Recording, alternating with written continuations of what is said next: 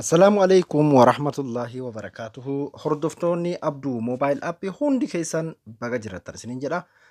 Akkasuma warroonni arra jalqabaaf gara YouTube chaanala kiyyaa dhuftan jechuudha. Abduun jedhama. Abduu Mobile App inni jedhu kun YouTube chaanala kiyyaa iddoo subscribe jettu kana tuquudhaan beeksisa chaanala kanaa tahaa wantoota barumsaa hedduu irraa barattanii akkasuma warra dhuftan jechuudha. Bakka fotoo kanarratti tuquudhaan gubbaa kanarra bakka viidiyoo jettu kana tuquudhaan jechuudha.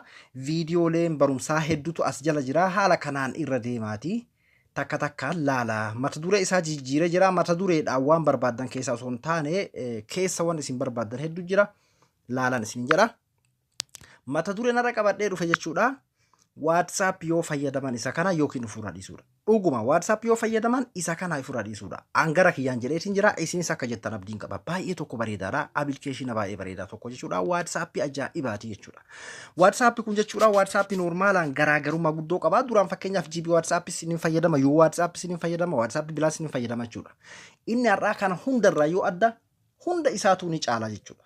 Maalinni wantoota hedduun caala takka takkaan isin agarsiisa. Obsaan nafaana tura daddafee isin agarsiisa. Akka viidiyoon isinitti dheerannetti isa kana jechuudha. Kunoo FM WhatsApp jedhama. Dhugumatti FM WhatsApp dha inni kun. Baay'ee tokko bareedaadha.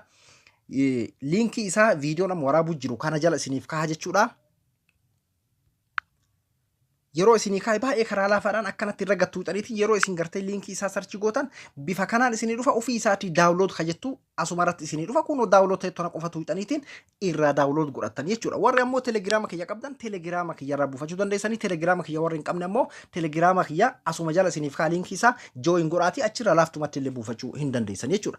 Appilikeeshin ajaa'ibaati. WhatsApp ajaa'ibaati jechuudha. Kunoo isa kana hogguu irra gattuu inni haala kanaan nu dhufa. Bareedinaan illee WhatsApp kan caala bifa bareedinaa tiima garaagaraa qaba. Tiima isaa irratti akkaataa akka raddeeffattan isin agarsiisa. Gonkuma wanni ani sarara jaaladhe waa 4 keessattuu jechuudha. Bareedina alattis waa security irratti WhatsApp kaanii walitti hin dhufu jechuudha. Fakkeenyaaf wanni security irratti maali wanni ani isin jechuu barbaade fakkeenyaaf nama waliin chat gootan kanniin keessaa jechuudha. Abbaa barbaadan keessaa qollofattan appilikeeshina tokko malee jechuudha. Akkasuma WhatsApp makanallee guutumatti illee qollofachuu dandeessan jechuudha.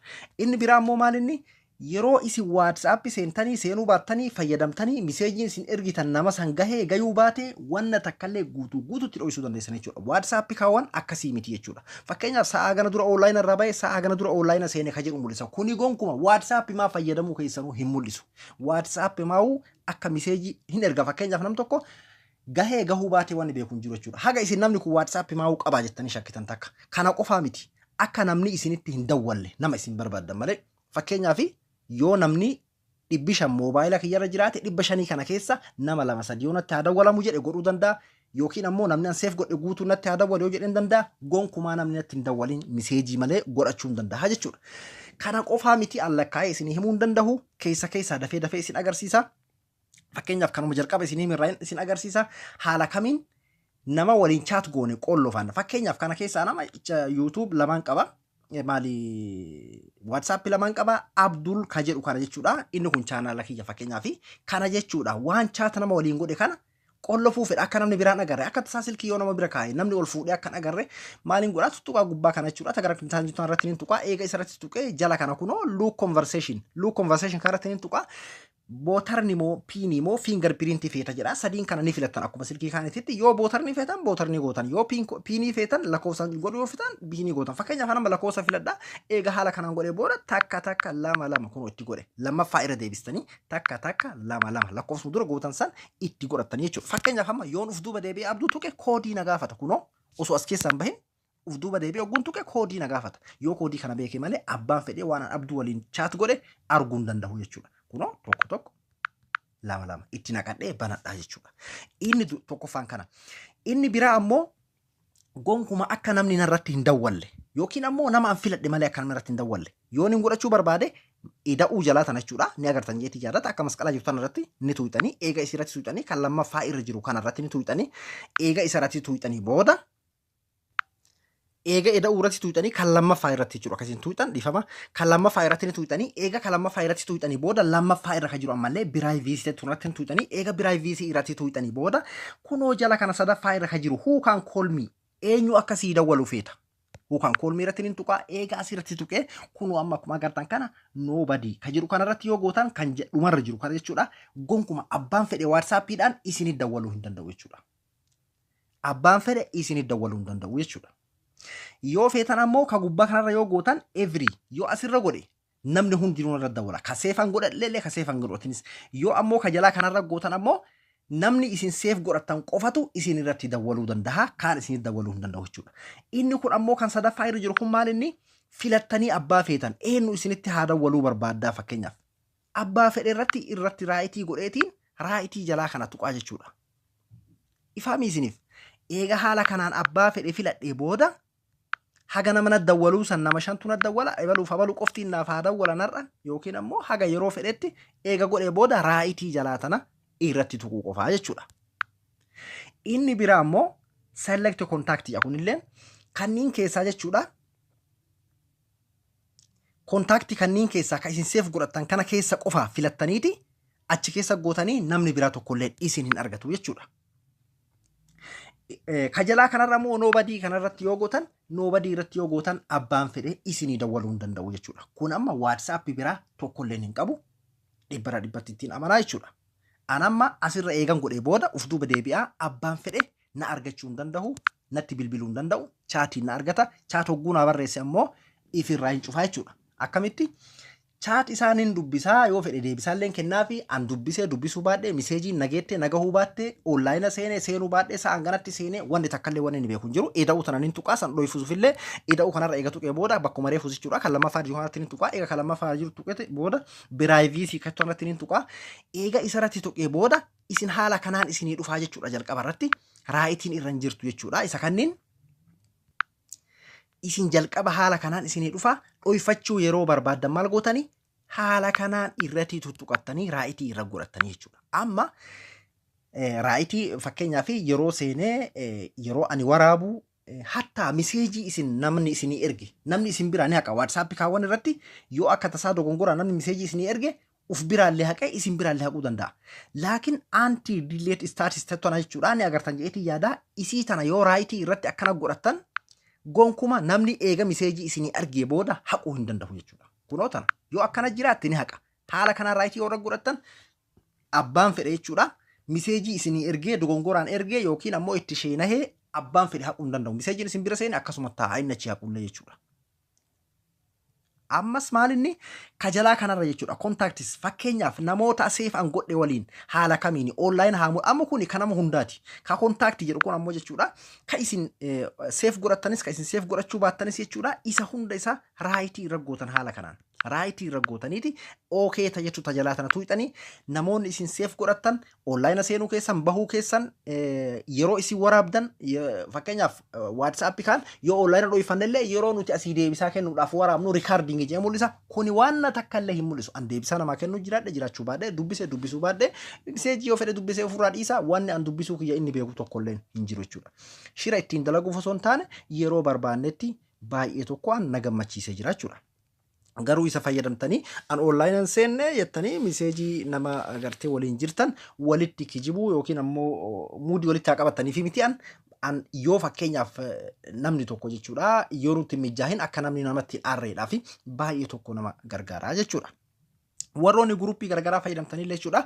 Kunoo isa kanarratti tuuxaniitiin haala kanaan raayitii irra godhattan jalqaba akkanatti isinii dhufa raayitii irra gootaniitiin ookee tajaajiltu tajalaa tana tuuxanii jechuudha. Inni kuni haala kanaan jechuudha kan ifirraa dhoysuu dandeessanii jechuudha. Inni biraa ammoo maalinni fakkeenyaaf wantoota miseejii namaa waliin chaatu kunu bareedina isaa jechuudha.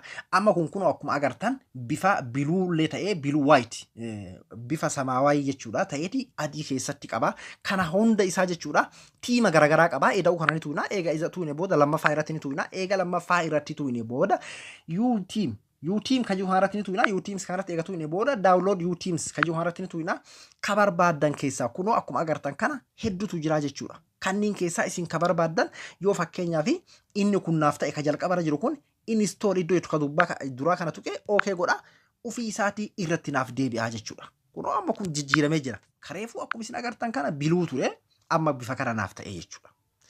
Yeroo irraa jijjiirachuu barbaaddan achumatti deebitanii ka isiniif ta'e jechuudha. YouTube ka jiru tuuxanii download team ka jiru tuuxaniitiin kanneen hundi isaa jechuudha irra olooftanii waan lakkoofsa qabuu miti hedduudha. Osoo bakka install jiru ka fuula duraa kanan tuune jalqaba laaluudhaa fi footoo kanarratti tuuxaniitiin ka akkam akka ta'e kun haala kanaan laaltanii yoo kun isinii ta'e uf duuba deebitanii install kayyuu san tuuxanii irratti taphachiiftanii jechuudha irratti deeffattan. Yoo ammoo fakkeenyaaf WhatsApp kana guutuu isaa qollofachuu barbaaddan iddoo ida'uu kana ni tuuynaa. Eega ida'uu kana tuuyne booda bakkuma ammaa kana jechuudha privacy tajjettu sana hin seennu. Eega achi tuuyne booda xiqqashoo irra oloofnaa baasoordi kunoo akkuma agartan kana baasoordi maal gootan achi booda WhatsApp look isa kana irratti eega gootanii booda change bootan ka jiru kanarratti tuuyxaniitiin waan barbaaddan itti naqattan jechuudha. Fakkeenyaaf amma kana itti galfadhe haa jennu. Amma WhatsApp kana abbaan fedhe yoo seene qulfii gaafata dabalata applicationaa tokko malee qollofadhee jira jechuudha. Kun akkuma agartan kana haala kanaan raayitii kana yoo beekee itti naqe malee abbaan fedhe qollofuu banachuu hin danda'u jechuudha. Haaluma kanaan akkuma karee fuutitti inni illee jechuudha bootarni wantoota garaagaraa qaba. Biinidha yoo qollofachuu feetan akkasuma waan feetaniin qollofachuu dandeessanii jechuudha. Yeroo ammoo akkan qollofne godhuu barbaaddan raayitii matana irraa kaaftan jechuudha. Yoo akka inni hin qollofamne godhuu barbaaddan. Amma inni biraa maal inni fakkeenyaaf iskiriina kanarra jechuudha wantoota jiran fakkeenyaaf amma yeroo namaa wajjin walii katabu haala kanaan jechuudha. Fakkeenyaaf kuni bakki itti namaa walii ergan kuni bakka tana tuqeeti jechuudha. Kan namaa ergu isa kanallee hedduu isaa of keessaa qaba. Ida'uu kana ni tuunaa. Eega ida'uu tuunee kan lammaffaa irra jirutti ni tuunaa. Kan lammaffaa irra jiru eega to'inee booda privacy miti dhiifama conversation screen kana tuuneeti stylist lammaffaa irra jirtu stylist ni tuunaa. Eega stylist tuunee booda kunoo jala kanarra jirti jechuudha. Jala kana eega tuunee inni kun jechuudha styloota garaagaraa kunoo akkuma agartan kana ka barbaadan irratti tuuxanii jechuudha. Ka isin gammachiise irratti. Fakkeenyaaf yoo inni kun isin bareede isuma kanarratti gattuuxan jijjiirtanii jirtan uf duuba yoo deebi'e amma isarratti jijjiiramee jira jechuudha. Kunoo amma kana jechuudha. Kareefu sun asirratti yoo gaalaarii garaagaraa barbaade tuttuqaa tana tuqeetiin as jalaa footoo fudhaa jechuudha. Achi yoo dhaqxan hedduutu jira. Gosa hedduudhaan jira isin irra deemtanii ilaaltanii jechuudha. Guutumatti achiin jijjiiratanii an kallattii qofa isin agarsiisa. Inni biraa ammoo onlaayina kareefuu jechuudha. Yeroo an seenee fi hagam akka ture akka namni nan agarreedha. Amma laakiin yoo chaata amma nama waliin godhu jiraadhe akka namni nan agarree godhudha jechuudhaa fi ida'uu kana ni tu'ina mallattoo akka sa'aattu jira jechuudha. Sa'aa tanarratti tu'ina jechuudha. Kunoo amma fakkeenyaaf sa'aan yeroo akkanatti sa'aan jirtu tana waan akka mallattoo sa'aa jirtu tana jechuudha. Hogguu ida'uu tana tu'ine akka sa'aata jirtu yeroo akkanatti jiru onlaayina jiraachuu kiyya ni mul'isa jechuudha. Yeroo ammaa qofa kadabree miti yeroo amma nama waliin katabu jiru eega katabbitti seenee booda. Kanaafuu maaliin godhaa amman tana onlaayina nama jiraachuu kiyya nama waliin chaat godhu san akka riikaardii kiyyallee mul'ifne godhuudhaaf sa'a matana irratti gattuqa amma hogguun as deebi'e sa'a irratti eksii ta'ee jira. Namni nan argu kun akkuma agartan kana sa'a irratti eksii ta'ee jira haala kanaan dhoyfadhee jira jechuudha. Nama waliin chaat godhu jiru san gonkuma namni arguu hin danda'u jechuudha. Ijoollee teenya hedduudha waa'ee kanaa irratti jechuudha. Viidiyoon natti dheerataa fi silaa guututti siitingii isaa isin agarsiisa. Fakkeenyaaf kana yoo qulfii isaa irraa kaasuu barbaaddan isumarratti deebitanii iddoo tuttuqaa kana tuuxanii jechuudha. Kunoo halluu conversation ka jedhu tuuxanii baasoordii reefuu itti sanatti guutanii amma qollofamuu yeroo qollofuu barbaaddanis achuma deebitanii qollofattanii jechuudha. Kanaaf haala kanaan qollofattanii hedduu waa'ee bareedinaa kanarratti fakkeenyaaf amma kun akkuma agartan kana 3D katabbiin isaa gosa garaagaraatu jira. Fakkeenyaaf mee tokko keessaa isin agarsiisa. Ida'uu kanarratti ni tu'ina. Amma garuu jalqaba irratti ilaalamee fakkeenyaaf kan amma itti fayyadamutti jiru laala kana jechuudha. Katabbiin namni naa katabee fi kan namaa katabe kanaami irra deebi'ee jijjiiree isin agarsiisa. Ida'uu kanarra ni tu'ina. Isin achi keessa teessanii hedduminaan isin tulaala takkatti qofa isin agarsiisa. Lammaffaa irratti ni tu'ina.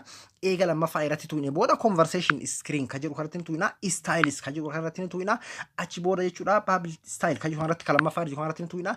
Inni kun hundi isaa gosa sanii jechuudha. Waa'ee sanii katabbiilee gosa style inni jijjiiru sanii jechuudha. Kanaafuu isin kafeetan keessaa irra deddeemtanii filattanii anama fakkeenyaaf kan sadaffaa irra jiru 3D ka jedhu kanaan filadhaa isin agarsiisa. 3D irratti ni tuqaa uf duuban deebi'a. Mee amma akkam akkanaa ta'e walumaan laallaa jechuudha. Kunoo amma 3D naaf ta'e. hedduu natti tolte an siriidiin tun keessattuu akka waan footoo laxxaffii wayii jechuudha. Kun akkuma agartan kana caafiin isii ol jejjettuudha akka waan istiikara wayii asirra maxxansanii jira jechuudha. Kana isiniif ta'a. Irra deemtanii isin takka takkaan jijjiirratanii bakka ammaa san dhaqxanii kafeetan irratti godhachuu dandeessan jechuudha. Kanaaf waa'een WhatsApp kanaa baay'ee bal'aadha. Yeroo biraa yoo fedhe viidiyoo biraa irratti jechuudha wantootaa fi qabadhee isiniif hin dhufa yookiin ammoo isin takka takkaan irra deemtanii ilaaluu dandeessanii viidiyoon dheerataa fi isin irraa gabaabse hanga viidiyoo biraatii walii deeminutti kana fakkaata barumsi kiyya kanarraa akka irraa gammaddan abdiin qaba. Waan isiniin galii yoo jiraate komantii jalatti barreessaa. Hanga viidiyoo biraatii walii deeminutti nagayaan naa tura. Assalaamu alaikum wa rahmatullahi wa barakaatuh.